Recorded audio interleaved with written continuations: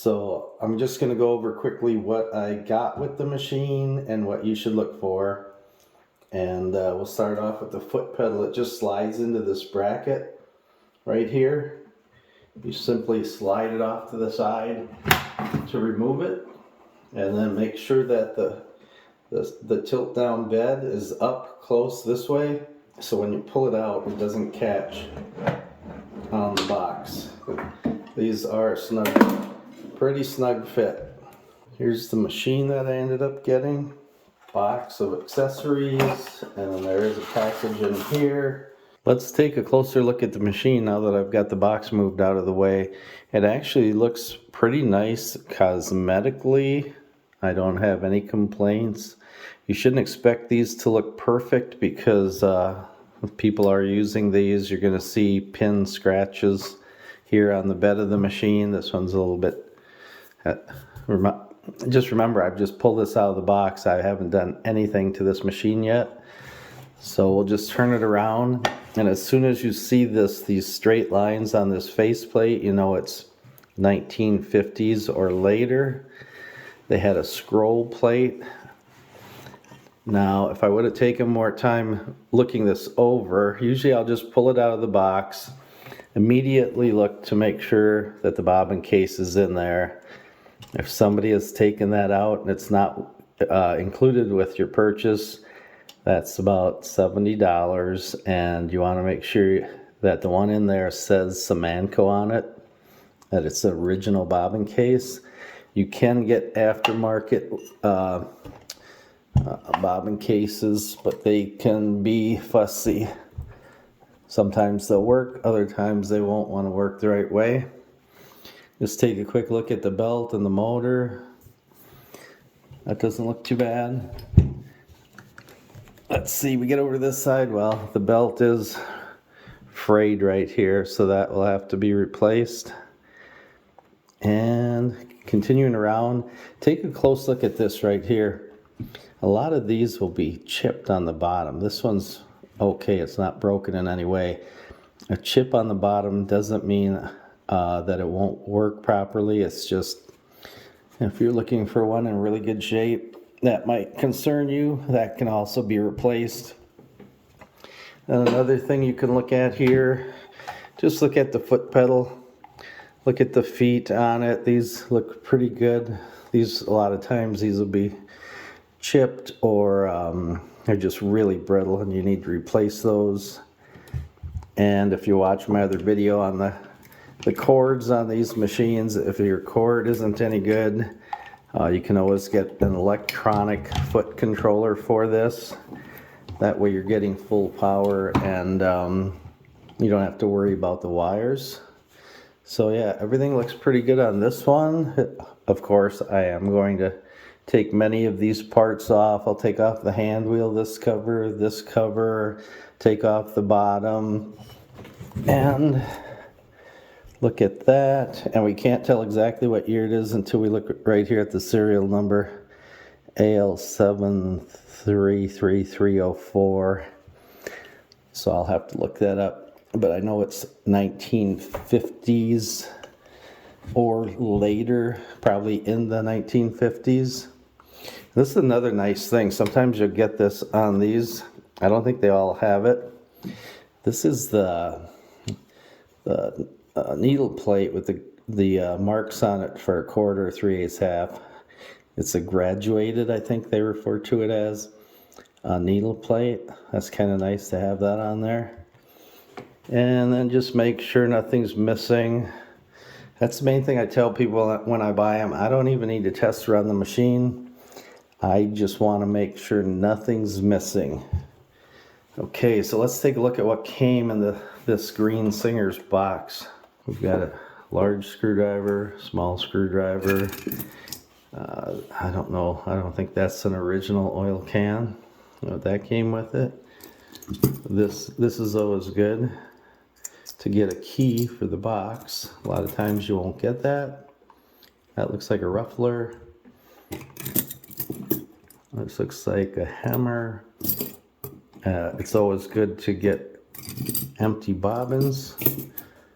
We've got 4 of those, and I didn't even check if one was in the machine or not. And that's not an original zipper foot. And we've got a few other feet here, a hammer foot, and a screw. I think that goes into the case. I think there was one missing. Manila envelope did have some needles in it, a few 14s and a few 16s. So I guess that's about it. If you can think anything else you should look for when you go look for these, just leave a comment down below. That way the people watching this video can kind of read through those and see what your suggestions are. And I've got to get busy and get this taken apart and cleaned up and oiled and ready to move out the door. And as always, thanks for watching. See ya. I've got the bottom of the machine off here, took it out to the garage and used compressed air to blow all the lint out of here. Another thing you should look for that I didn't mention was these feet. They are easily replaceable, but it's just another expense you're going to have if they're not in good condition. So if you want to hang out and watch, that's fine if you have time. And I know there's lots of videos showing where to oil these. I can see some old grease there I'll have to clean off, but I'm just going to go ahead and do my oiling. I just do these shafts on each side. And this lever, this little junction here, and that junction right there. I've got the hand wheel off, but I can just grab the shaft and rotate things around here.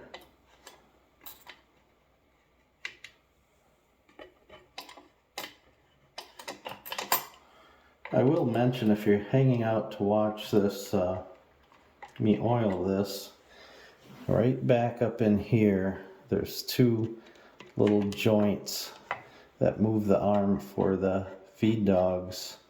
You're going to want to make sure you get up in there and oil those.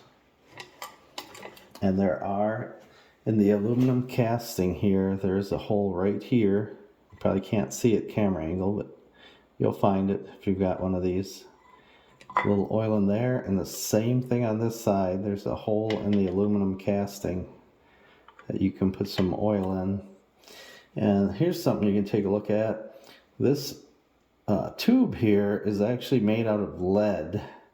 So if there's some white flaking on the bottom pan of your machine, it's just oxidation that's come off of this lead over time. I don't think as long as you don't mess around with this, you should be fine. Once the bottom's on, it's not like you're gonna be exposed to it or anything. Just like an old lead pipe in a house. Okay, so this is coming along. And that should be all the spots that you oil on the bottom of the machine. Wait a minute, I can see one back here. Okay, another thing I'm going to look for now, that if you're hanging out here, I'm going to look right in. Let me see if I can zoom in. That's not too bad.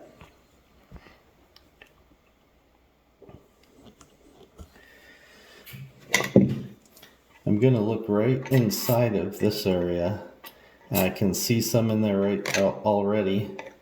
If there's any thread in there, that's gone around the back side of the hook and kind of made a mess. You can see a piece in there. Make sure you clean that out.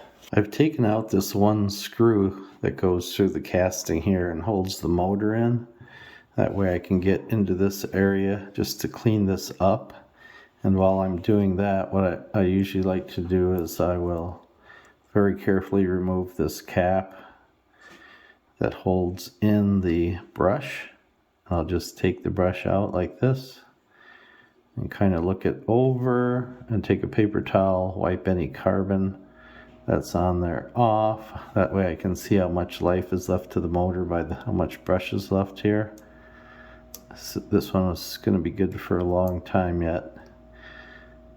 And then you just want to carefully slide that back in. Make sure that the shape of this matches the shape of the armature when you put it back in. And then just screw this in by hand. It's got a slot for a screwdriver, but there's no reason whatsoever to over tighten this. If I can get a good grip on this, I will just go like that, and not, because this is Bakelite, an early form of plastic, and you can actually crack that. Well, I think that's it for today, guys. It's starting to get a little later in the day. I did get new grease in these little grease fittings here. You just take a needle. I just take a needle, clean out the old grease, and then I have the correct grease to just inject into that hole. And I have a new belt on here. It says BANDO, Bando 1712 Japan RB, and it fits on there really nice. You don't want to over tighten the belt to the motor. You know, when you put your motor on here, don't go crazy tight with this belt. The tighter that you go, the slower your machine is going to run. You want it just tight enough that the friction of this belt on this wheel and here will keep it from slipping. Okay, see you in the next one, probably tomorrow. For your consideration today, I have this very nice Singer 221 featherweight sewing machine manufactured in 1954.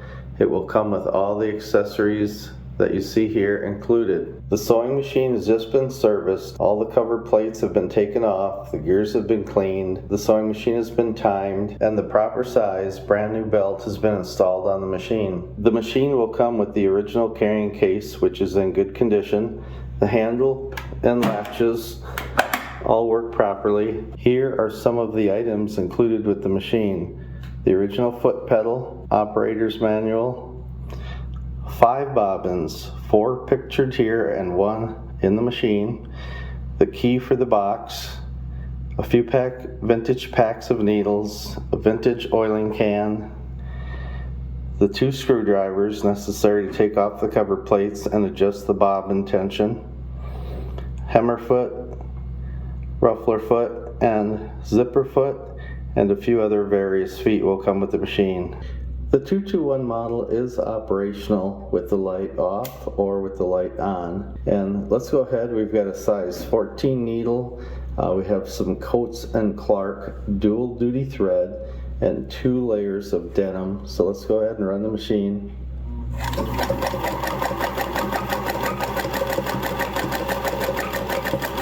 Machine does have reverse and adjustable stitch length.